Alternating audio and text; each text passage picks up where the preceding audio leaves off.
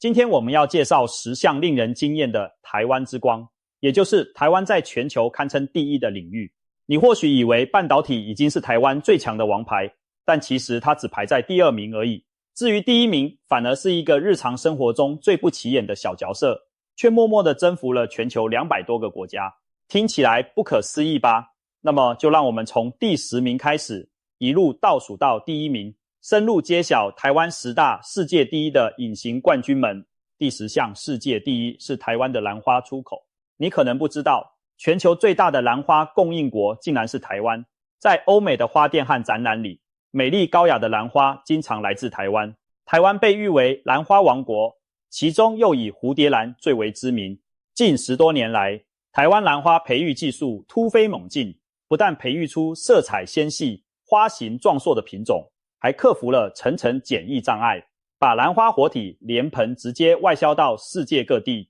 如今在国际兰花市场上，每6株兰花就有1株来自台湾。单是蝴蝶兰一项，台湾出口量就稳居世界第一。想象一下，在纽约的花卉展览上，一盆盆娇艳的兰花竞相开放，背后其实凝聚了无数台湾园艺师的汗水与智慧。台湾的兰花培育者透过精心授粉、组织培养和严密的温室控制，让兰花四季盛开，源源不绝地供应全球市场。不仅如此，台湾兰花还多次在国际花卉博览会获奖，惊艳全球的园艺界。从赏心悦目的客厅摆饰到国际竞赛的舞台焦点，台湾兰花以其优异的品质和多样的品种，悄悄地在全世界绽放出属于台湾的骄傲。谁能料到，一朵优雅的小花，竟是台湾贡献给世界的第一冠军呢？第9项世界第一是台湾的自行车产业。提到低碳出行工具，你或许会联想到自行车，而台湾正是全球知名的自行车王国。早在1980年代到1990年代，台湾一年出口的自行车数量一度超过1000万辆，曾经雄踞全球首位。虽然后来大量中低阶自行车的生产转移到其他国家，但台湾并没有因此淡出这个舞台，反而华丽转身为高阶自行车的研发制造重镇。举世闻名的捷安特酱与美利达 Merida 就是出自台湾的品牌。他们不仅在全球市占率名列前茅，更打造出许多专业级的单车，被各国职业车队和骑行爱好者所青睐。想象环法自行车赛上，选手们飞驰于阿尔卑斯山道时脚下踩的战车，很可能就是台湾工厂制造的。台湾自行车企业之所以能称霸高阶市场，靠的是精益求精的制造工艺和不断创新的研发设计。例如，台湾厂商率先研发轻量又坚固的铝合金与碳纤维车架，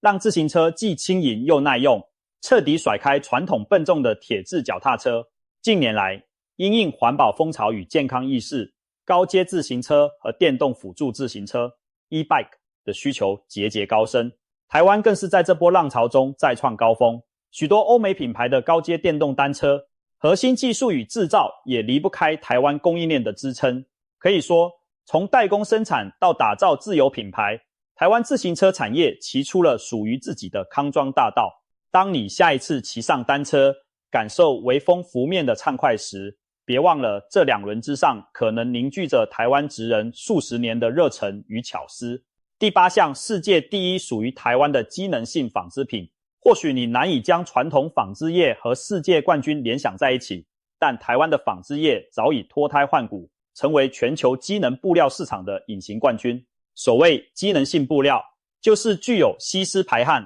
抗水防风、抗菌除臭等特殊功能的高科技纺织品，广泛应用在运动服、户外机能衣甚至军警装备上。令人惊讶的是，全世界有高达50%以上的机能性布料都是由台湾生产供应的。国际知名的户外与运动品牌，如 Nike、Adidas、The North Face 等，他们的高阶运动服料几乎离不开台湾布料的加持。举个例子，2022年卡达世足赛上，最终捧起冠军金杯的阿根廷队所穿的球衣，其中的关键布料技术正是由台湾提供。台湾的纺织高手们善于将各种创新元素融入布料，例如将咖啡渣制成纱线来消除异味，或是回收保特瓶制成聚酯纤维打造环保球衣。早在2010年南非世界杯时，台湾厂商就为多支球队供应了由回收塑胶瓶再生纤维制成的球衣，让全世界看见 Made in Taiwan 绿色科技的实力。台湾机能纺织品能有今日的地位，离不开产业界持续的研发投入与品质坚持。从传统代工转型为创新研发，台湾纺织业者建立了难以取代的信任商誉。国际大牌下新产品订单时，脑中浮现的首选供应商往往就是台湾。同时，台湾也形成了完整的纺织聚落，上游的人造纤维，中游的纱线织造，下游的成衣制造密切协作，一条龙地为全球客户提供最佳解决方案。如今，全球每当有新的机能服饰潮流，背后几乎都有台湾厂商静静支撑的身影。当你穿上排汗 T 恤跑步，或披上防风外套登山时，其实都在与台湾的世界级布料实力亲密接触呢。第7项世界第一是隐身于各大运动品牌背后的台湾制鞋代工产业。你或许不知道，耐吉、Nike、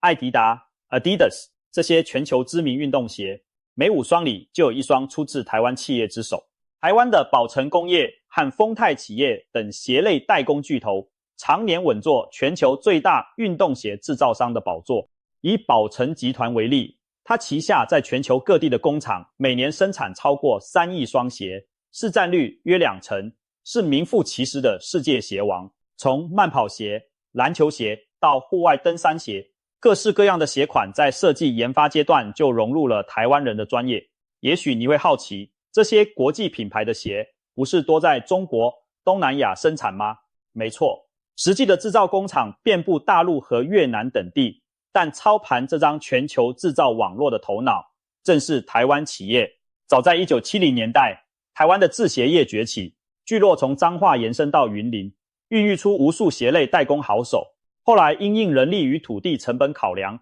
台湾鞋厂将生产基地陆续外移海外，但台湾研发设计中心与管理团队始终掌握整个制程的灵魂。台湾人擅长根据品牌客户的需求快速开模制样，以极高的效率将设计变成产品。同时，台湾鞋厂严格把控品质，每一双出厂的球鞋都要经过层层检验，确保符合国际大厂的标准。更厉害的是，台湾鞋业者并不满足于代工贴牌，而是不断投入研发，开发出许多新材料、新技术，像是气垫减震、鞋底、无缝编织鞋面等创新工艺，台湾团队都参与其中，甚至领先全球潮流。这些年来，不论是奥运会场上的飙风跑鞋，还是 NBA 球星脚下的战靴，其中的制造奥秘很大一部分来自台湾。可以说，台湾鞋业虽然低调，但以无可取代的专业实力支撑起全球运动品牌的辉煌。一双双征战赛场的名牌球鞋背后，其实站着成千上万默默耕耘的台湾鞋匠，他们用双手和智慧为台湾刻画出世界第一的制鞋传奇。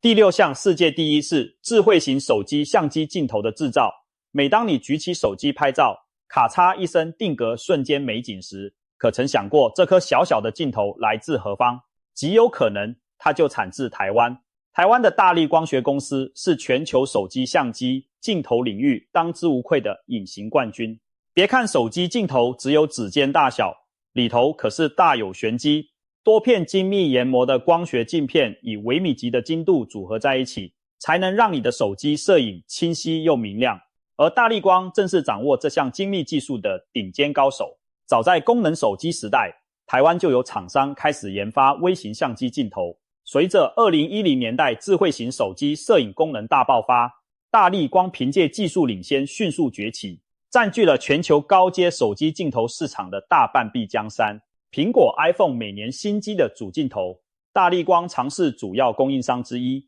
三星、华为等品牌的旗舰机镜头模组中，也经常可以找到大立光的产品。可以说，全球数十亿智慧手机用户每天在社群媒体上分享的无数照片与影片，其品质有一部分要归功于台湾制造的镜头。大立光的成功秘诀在于对完美画质的极致追求和制程的高度自动化控制。他们研发出高精度的非球面镜片模制技术，能够将光学失真降到极低，让手机、相机在有限空间内依然有出色成像。此外，为了满足手机越做越薄，镜头却要越拍越好的矛盾要求，大立光也不断创新镜头结构和材料，例如开发更高折射率的波束复合镜片，使镜头组件能在更短的厚度内达到同样的光学效果。如今，台湾在手机相机镜头这块领域可谓傲视群雄，不仅大立光一家独大，其他诸如玉晶光等台湾厂商也具备相当实力，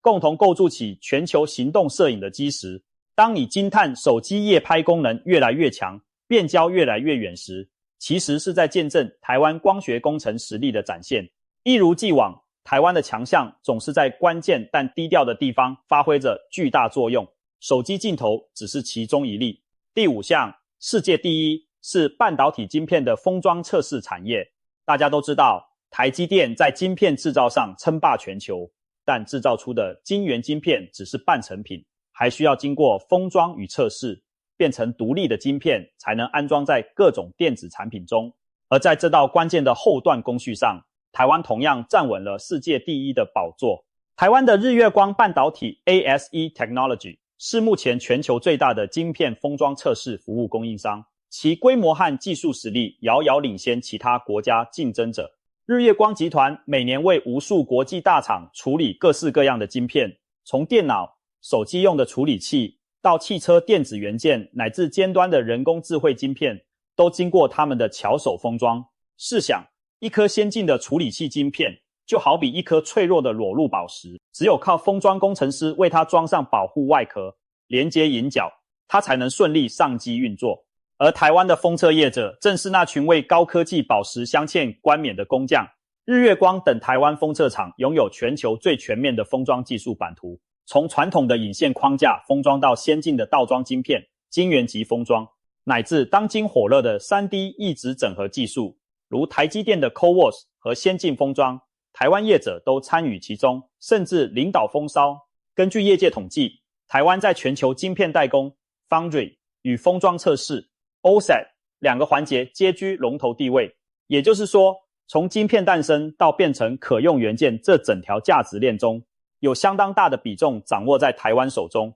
这种上下游皆称王的局面，使台湾在半导体领域拥有无可取代的战略地位。国际科技巨头们研发的新晶片，往往离不开台湾工厂的协助才能顺利面世。甚至可以说，如果没有台湾强大的封装能力，许多尖端晶片就算生产出来也无法投入使用。台湾封测业为何能拔得头筹？一方面是因为早在1980年代，台湾就前瞻布局封装测试产业，由日月光等企业承担起为国际大厂服务的重任，累积了深厚经验。另一方面，台湾产学研资源积极投入封装领域的新技术研发，例如在硅穿孔、TSV、散出型封装等技术上均有突破，确保了技术上的领先优势。当然，还有一个关键因素，台湾产业上下游紧密相连，晶圆代工与 IC 设计业发达，带动封测业同步提升，使整体半导体实力呈现1+1大于2的效果。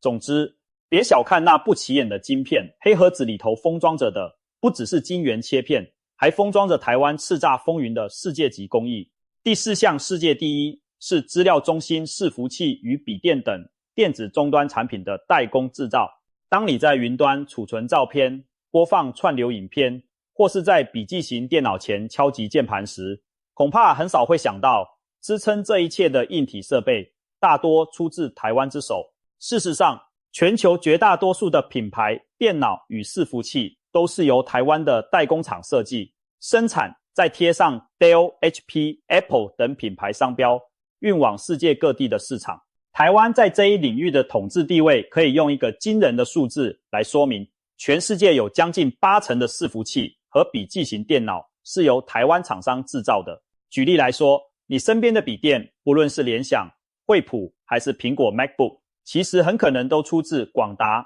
仁宝、伟创、英业达、和硕等台湾代工五虎之一的生产线。而支撑网际网络运转的庞大伺服器机群，多由广达、伟创、鸿海旗下的云达等台厂打造。他们低调地躲在国际品牌的幕后，却是全球 ICT 产业名副其实的基石。台湾电子代工厂为何能在终端设备领域一家独秀？这要追溯到个人电脑兴起的年代。1980年代末到1990年代，台湾 PC 产业迅速崛起，除了孕育出红旗、华硕等自有品牌，也培养了代工设计与制造的完整实力。随后，美国的 Dell、Compaq 等电脑公司开始将生产外包给台湾厂商，台湾代工业者凭借价格和效率优势拿下大笔订单，并逐渐壮大。进入21世纪后，笔电、伺服器、智慧型手机等产品风起云涌，台湾代工厂顺势拓展版图。例如，广达电脑不仅是全球第一大笔记型电脑代工厂，还成为全球数一数二的伺服器制造商。它为美国超大规模资料中心客户生产定制的伺服器，每年数量以百万计算。还有和硕、人保等则分别深耕于智慧手机、平板装置等领域，让各种电子产品都打上了台湾制造的烙印。台湾代工厂的强项在于弹性与速度，从接受国际品牌下单到完成出货，往往能在极短时间内达成，同时可以根据客户需求快速调整生产线配置。这种供应链的响应能力是世界上其他地方难以复制的。可以说，现代人生活中不可或缺的笔电、云端伺服器等设备，其实都与台湾有着千丝万缕的关系。当你轻点滑鼠将档案备份到云端时，不妨想象远方机房里亮起的伺服器指示灯那一排排闪烁的小灯后，有可能正是台湾工程师的辛劳成果在默默发光。第三项世界第一是规模惊人的电子产品代工帝国鸿海集团富士康。如果说上一项是整体产业的胜利，那鸿海就是以一己之力缔造传奇的企业之最。鸿海科技集团富士康由台湾企业家郭台铭于1974年创立，经过几十年打拼，已成为全球最大的电子制造服务 EMS 供应商。这家公司到底有多厉害？就让数据说话吧。鸿海集团全球员工人数曾一度超过100万人，单是在中国大陆的员工就破100万，堪比一座中型城市的人口。富士康在中国的庞大园区被称为富士康城，员工日以继夜地组装 iPhone 等产品，其景象壮观到令人难以想象。鸿海的年营业额更是惊人，接近新台币6兆元，约合2000亿美元。这一数字甚至超过许多中小型国家的全年 GDP。一家企业的产值竟然比200多个国家各自一年的经济总量还高，这并非夸张的比喻，而是铁一般的事实。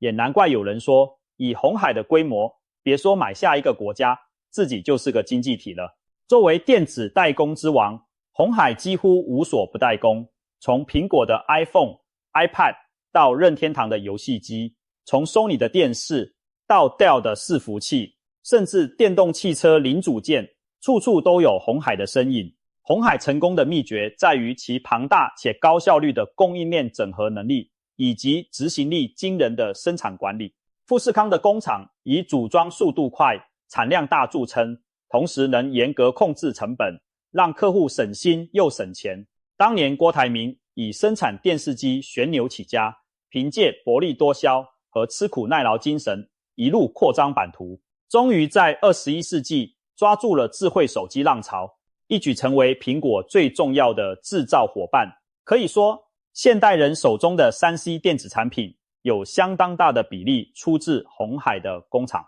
尽管产品上都印着各自的国际品牌 logo， 但在他们背后其实站着同一位巨人，那就是台湾的鸿海。这位巨人虽然低调，但每一步脚印都震撼全球产业版图。想象一下，在全球不同角落的消费者同时拆开新买的手机、电脑时，其实都共享着鸿海生产线日夜运转的成果。这正是台湾在世界经济中隐形而强大的影响力。第二项世界第一，当然属于台湾引以为傲的半导体晶圆代工产业。这里所指的正是护国神山台积电 TSMC 领军的晶片代工王国。台积电的重要性如今早已是家喻户晓，全球最先进的处理器晶片有超过90%都出自台积电之手。以市场占有率计算，台积电囊括了全球超过50%以上的晶圆代工订单，稳居世界第一。特别是在尖端制程，如7奈米、5奈米，甚至3奈米领域，台积电更是领先群雄，几乎垄断了这一高地。为什么台积电如此与众不同？这得从它的1987年创立说起。由张忠谋博士创办的台积电开创了纯晶圆代工的商业模式，专注替全世界的 IC 设计公司制造晶片，让那些没有晶圆厂的业者也能实现自己的晶片梦。凭借着专注和专业，台积电一路领跑，投入庞大资本建造最先进的晶圆厂，在制程工艺上一代接一代的突破极限。从90年代的 0.5 微米、0.35 微米制程起步，到2010年代进入10奈米以下的超微尺度，台积电每前进一步，都为全球科技树点亮了一颗新技能。现在，你手机里的应用处理器、电脑里的 CPU、GPU， 甚至人工智慧运算用的加速晶片，10之8九都是台积电打造的。正因如此，台积电已成为各国科技产业的命门美国，矽谷巨头离不开它，中国超级运算中心也离不开它。连欧洲、日本的汽车电子都仰赖它的产能。有人戏称，地球上只要有台积电存在，摩尔定律就不会终结。的确，台积电以一己之力扛起了摩尔定律延续的大旗，让半导体的演进奇迹不断上演。而台积电之所以能常年屹立龙头，有赖于台湾整体半导体生态系的群策群力，优秀的人才，完善的上下游配套，政府的支持，造就了这座晶圆矽谷在台湾西部诞生。值得一提的是，除了台积电之外，台湾还有联电、世界先进等晶圆代工好手，在各自领域提供稳定产能，使台湾在全球晶圆代工市场的份额合计超过60%。试想，全世界每投入2颗晶片，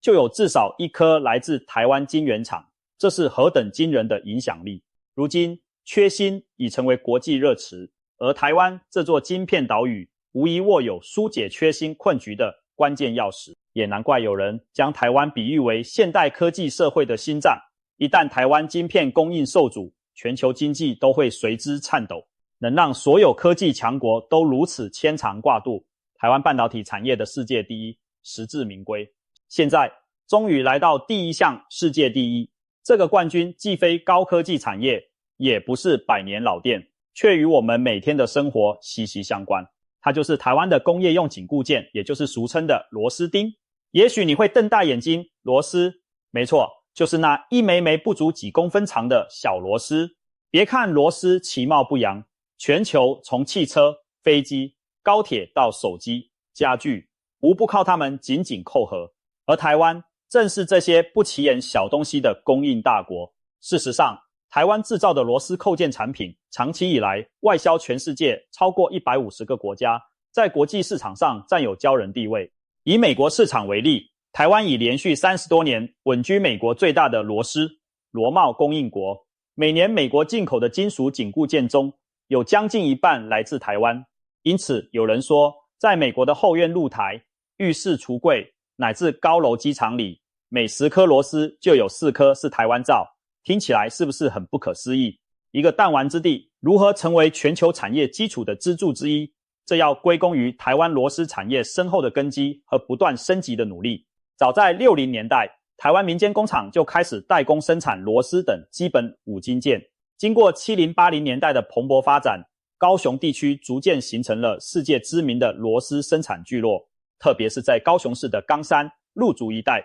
聚集了约1500家大大小小的螺丝工厂，堪称螺丝之都。据说当地马路边常年可见散落的金属碎片和螺丝帽，汽车司机们甚至得背着强健的轮胎，因为随时可能不小心压到螺丝而爆胎。可见螺丝产业已经深深融入当地日常生活的纹理。台湾的螺丝王国并非只靠廉价取胜，相反地，在全球产业链不断升级的今天，台湾扣件厂商早已成功转型，主攻高附加价值和高精度的产品。平常你在日用品上看到的普通螺丝，当然有台湾货，但更关键的是那些你看不见却宝关重要的场合，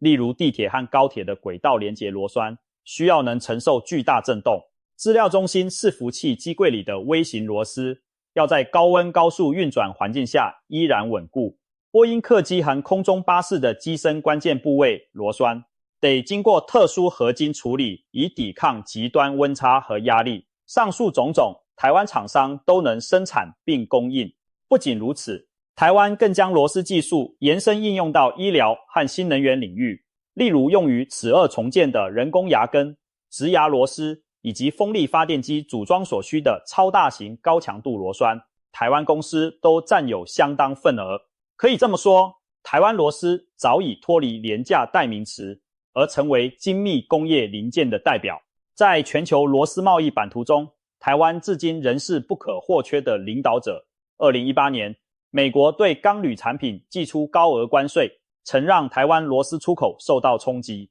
然而，台湾业者凭借常年累积的品质、信誉和灵活应变，再次调整策略，在品质提升和市场多元布局上发力，最终成功渡过难关，继续稳坐全球扣件王国的宝座。螺丝虽小，却扣住了世界的繁荣。当你环顾四周，无论是高楼大厦、家电家具，还是你正握着的手机，其实都被无数来自台湾的螺丝默默地支撑着。这些毫不起眼的小铁钉，就这样一步一脚印地把台湾的名字刻在世界经济发展的基石上。从兰花到螺丝，我们细数了台湾10项世界第一的隐形冠军，他们横跨农业、传产、高科技各个领域，有的娇媚如花，有的冰冷如铁，有的高深莫测如晶片，但殊途同归，都在全球舞台上发光发热，展现出台湾人的实力与韧性。或许有人曾经质疑，台湾在国际上到底能有多大影响力？以上这些就是最好的答案。台湾以不起眼的小螺丝扣住了世界的机械，以晶圆工艺驱动了摩尔定律的车轮，以巧思巧手让无数产品更精良，也以勤奋创新让生活更便利美好。这些领域的世界第一，既是台湾经济的支柱，也是全人类生活进步的推手。我们为这些台湾之光感到骄傲的同时，更期待未来有更多领域出现台湾的身影。也许下一个10年会有新的台湾冠军闪耀国际，又或者在这些既有优势上，台湾可以继续保持领先，创造更新的纪录。无论如何，身为台湾人，我们深知隐形冠军们其实从未隐形，他们一直都在以低调踏实的精神默默耕耘，闪耀世界。当真相揭晓，我们发现原来台湾早已透过一枚枚螺丝、一道道晶片，与整个世界紧紧相扣，密不可分。这正是台湾10大世界第一给我们上的一课，也是值得我们永远珍视的资产与光荣。